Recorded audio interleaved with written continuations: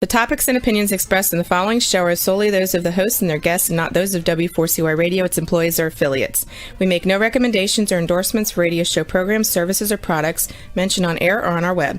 No liability, explicit or implied, shall be extended to W4CY Radio or its employees or affiliates. Any questions or comments should be directed to those show hosts. Thank you for choosing W4CY Radio.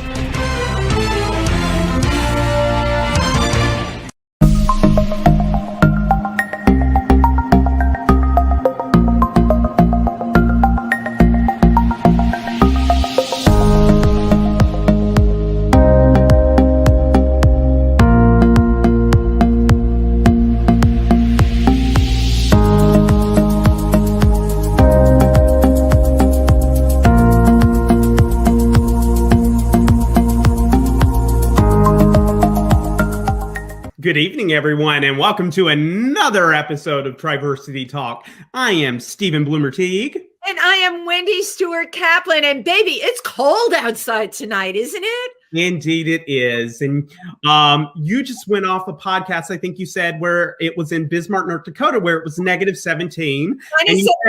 I'm right. I have you know what, Stephen, you're right. Neither of us has any right to complain right now because yet I do, and yet I will. I am not impressed. All we have to do is go on Facebook and see all of our miserable friends that are down in Florida. I can't even take it anymore. Do not put your pictures up.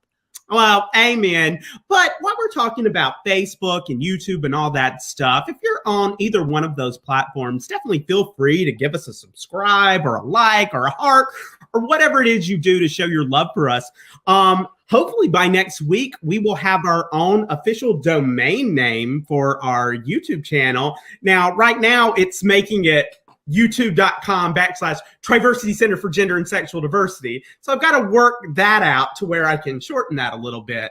Stephen, that is all that technical stuff that you do so much better than me. That is, I just don't even know anymore. But I do know if people subscribe and we have a certain amount of subscribers, we will have our own domain name, which is like, that's great. I know. I mean, you feel like you've made it. Yeah.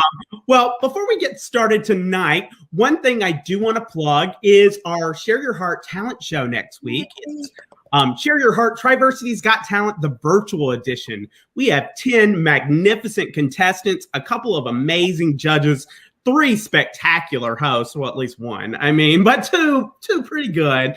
And it's going to be a fun night. All the proceeds go to supporting the Ecumenical Food Pantry. So we love it if you come. We need you there because your vote helps determine the winner. So if you're interested, go to www.triversitycenter.org/share-your-heart. That was amazing. And next week, we will be doing a preview show, a special Triversity Talk, where we will interview if not all of the contestants, at least most of them. So I'm very excited about that because, one thing, when you get to see people that perform, they're performing. But when you get to do interviews, you're getting the nitty gritty. You're getting the dirt. And I like that. And I hope they spill tea on each other. They will. They need to be spilled. But let's not get ahead of ourselves because we have a great guest tonight. Wendy, can you tell us who that guest is? Oh, well, I'm very excited because I love when we have people that are near and dear to our hearts that really make a huge difference in Milford because of what they bring to the party.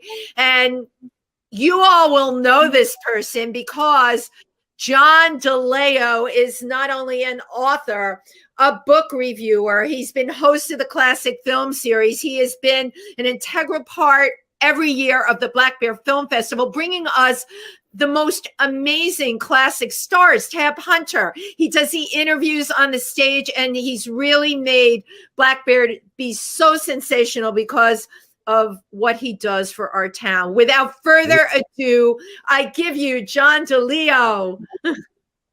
Hey. Hello, John. Welcome. Hey, Wendy. So good to be with you. Was that a good, do you think that was a good opening? Did you like it? Yeah. What's not to like? Thank you. Cool. I appreciate that. Who's the lovely lady behind you? Well, I thought if I had Marilyn right behind me, it would look like she was whispering all my answers into my ear for the hour. So we're kind of getting the effect. Yeah. I dragged her up from the basement. I'm sitting in a corner of my office, but I thought she would add a nice touch considering the topics we're going to talk about. So classic movies. And she looks a little cold to me, John. Maybe you might want to grab a sweater or a little something. more Marilyn up tonight. So, John, you've written at this point 7 books and an 8th one coming. No, it's 6 with the 7th one coming at the end of the year. Yeah, not too far off. I went through and I'm like, you are, and I tell everyone, you are, as far as I know, the classic film historian. So I have to ask you, it's such an intricate area of film, and you're like an expert. How did this all happen? Well, I guess it goes back to childhood, and I was lucky to be raised in a household of parents and grandparents, all of whom loved old movies. But I always say that everybody liked something different. So my mother loved musicals, my dad loved gangster movies, my grandfather loved tearjerkers. So, I mean, I was getting it from all sides and all different genres, and it was always sort of in the back of my head somewhere, and it made me want to perform, and that's where I sort of thought my professional life would go. You know, I went to Ithaca College as a theater major, came to New York City, did the whole aspiring actor thing till my mid-30s. And when I kind of had to come to grips with the fact that I didn't think I was going to become a star, it was sort of a moment of, well, what else have I got going? And I thought, well, my lifelong passion really was film, where I couldn't help but absorb all the statistics, all the awards and all that stuff, you know, without trying, because I loved it so much. And then I had an idea to do a quiz book, and I always say I had all the luck as a writer that I never had as an actor, because I got an agent right away. She sold the book right away. And then it was sort of like, I'm too old to go to go away from where people are saying yes, to go back to where they were saying no. And so I never looked back, and it's been, you know, almost more than 20 years doing what I'm doing. So I feel like it was a long path to get to the right path, you know. But not so long, really, early 30s. And the fact that when you hit it, right, isn't it funny how things work? The agent came right away. Everything fell into place. Now, your first book was, and you thought you knew classic movies. This was a quiz book, right? Yeah, because I never thought of myself as a writer. I was an actor who had an idea to do these, what I thought were clever little matching quizzes to test your knowledge. Like that. But the fact that it happened gave me the confidence to actually do a book of essays. And I remember even telling myself, it wasn't that people were telling me early on, oh, you're talented as a writer. It was that I had a lot I wanted to say, and that was the impetus. It was the desire to communicate, and that's where it all came from. Knowledge. I mean, just sharing that knowledge. Now, with the quiz book, I'm trying to remember. Did you get a response from Joan Fontaine from that? Or yes, I did. Yeah, because I guess that was 1999. I tried to find addresses for some of the old time stars and send them the quiz book if they were prominent in it. Oh, and yeah, one of them was Joan Fontaine. And I think all I knew was that she lived in Carmel, California. And I think I literally put it in an envelope and wrote Joan Fontaine, Carmel, California, thinking that everyone there knows she's there. And she got it. And she wrote me a lovely postcard that she was looking forward to playing the book with guests around a winter's fire. So that was what she said. Fabulous. Oh my gosh, that's like the best quote in the world. I wonder if she was in the morning room or the library. Right. Yes. And if Mrs. Danvers was lurking while she was trying to read the book. I love it. So your second book was 100 Great Film Performances You Should Remember, but probably don't. I have to tell you, I love the title of that book because I am the person that doesn't remember. But if someone like you, right, puts it in a book and you get my wheels turning. So thank you for doing that. So I guess that book was really aimed towards those of us that, you know, we love these movies, but we don't remember very much about them. It was almost a kind of revenge on the Oscars kind of book too. It was like, here's 100 great film performances that didn't win anything significant. And it's time somebody, you know, tooted their horns for them. And it went from 1920 to 2000. And so that really was my sort of saying this, not necessarily who I thought should win in a particular year, but people who should have been in the game that often were overlooked. And was often very big stars in lesser known movies. So, you know, it wasn't 100 obscurities by any means, you know. Right. But how cool that you, I mean, with what you've done, you turn attention to them. Every person that you brought to the Black Bear Film Festival, you know, I knew the names, but I don't have the background that you have. And a lot of people don't. And we were all able not only to learn, but just to experience, you know, a time that these are such different times, John, you know, and the stars now, it's not like the ones from the classic movies. Well, the way it started, I guess I'd been doing presentations at the Salon for Black Bear a couple of years at the beginning, and they hadn't had any old time stars yet. But if you remember, Farley Granger and his partner had a house in the community, and they were after him. And somebody got him to agree to come. And the way it was told to me was there was like a board meeting and someone said, "Oh, great, we got him. Now what? What do we do with him?" And somebody said, "You know who would be good for this? That guy, John DiLeo, who lives in town, who writes about, I bet he knows what to talk to him about." And that's how it started. And that was a really fun event. He was really sweet and easy to deal with. He was a lovely man. Just great. I tell you, one of the first times I probably had met you at other times, but I remember you for the first time really in two places. You did the Phoenix, I think it was the fall fashion show.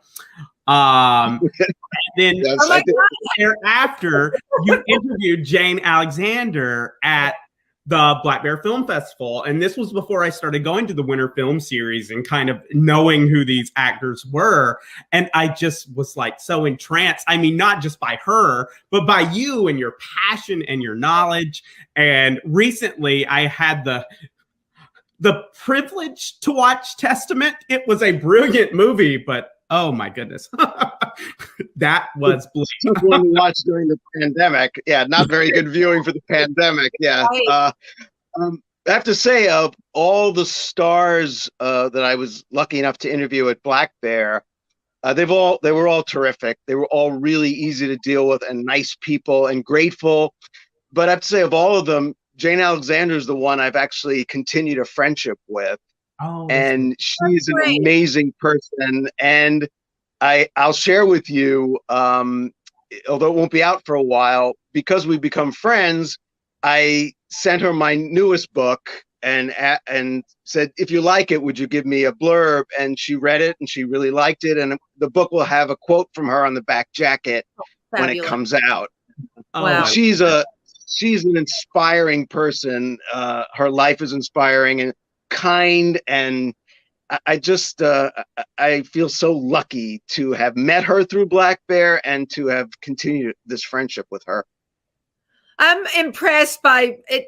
People like you that are so humble. When I look at you, I think of what you've done for these classic film stars. Everyone that I've met that you've brought to Milford, they loved being there. They loved with the interviews. How cool is it to bring that to our town? All right, for all of us to hear these stories firsthand, because John, this is something none of us would ever know if you didn't do it. And it just makes our community so much richer. Well, I love doing it, of course. And, you know, two of them particularly were like on a dream list, which were Jane Powell and Tab Hunter. Both of them couldn't have been more wonderful. But I also have to say, you know, a couple of them were contacts that I guess I had, but I have to say, like, I couldn't have gotten Arlene Dahl without my friend Michael Milton, or Marge Champion without Larry Fuller, or Rex Reed without Ronnie White, or Lorna Luft without Jamie Harris. So there's usually some other link that is, not quite 6 degrees, but a few degrees of someone who says, who I think I could get for you, or who'd love to come, or all that stuff. And then it's really about, like I said, the research, and I think they usually do have a good time because we usually do put on a good show for them because everyone's so excited that they're here. You ask like legit questions that show that you know your stuff and that you're not just asking bullshit generic questions, and I think that makes the interview more fun. Well, it's the fact that you're so passionate about what you do, and they can totally feel that when they're up there being interviewed by you. Now, your third book, this is 40 Remarkable Movies Awaiting Rediscovery. And Michael Musto, can I read a quote? I love Michael Musto. He's a friend. Can I read this quote that he wrote? I thought it was so funny. I love a book that celebrates underappreciated films while providing on how to fill all those lonely nights without suggesting you give Sweet Smell of Success a 100th go-around.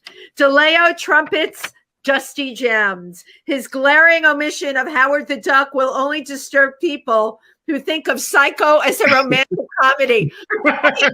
Right, Stephen, you love it. I had to read that. First of all, I adore Michael Musto, but that is so insightful, and yeah, he just really said it. You what made you want to call recognition to those films? Well, I think like you said, if classic movies is my niche, within that, my even smaller niche is the underrated, neglected, overlooked movies, because as I've often said to people, you don't need me to say, oh, Casablanca's a good movie, you should see that, or Now Voyager's a good movie, you should see that. I feel like though I like to be there for the people who've seen all of those and want to know what else is good that they would love but they've never heard of. And so Screensavers was that book. And I love Michael Musto too, because even when he hasn't had a regular gig and I'd send him something, he'd say, I don't have anything going on, but I'm going to find some place to say something good about this. So he's always been really good to me. I mean, how cool is that, right?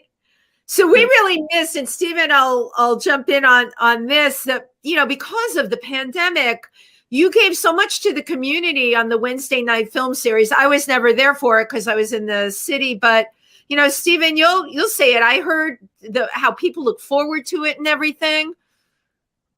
I mean, absolutely. I mean, and not just, I'll ask you about how it got started and kind of where it evolved. But what I loved about it was that it would bring members of more what I'd call the Triversity community. But this was one of the few things where we really pulled in the broader community and got people to walk into the center doors that probably would not because they're like homophobic or anything, but just because there'd be no need.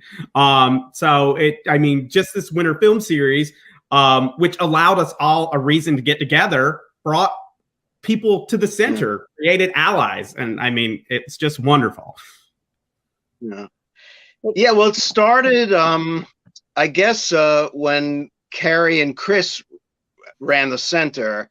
And I guess they'd seen, I knew them a little bit, and they had seen me, I guess, do some of the Black Bear events and said, would you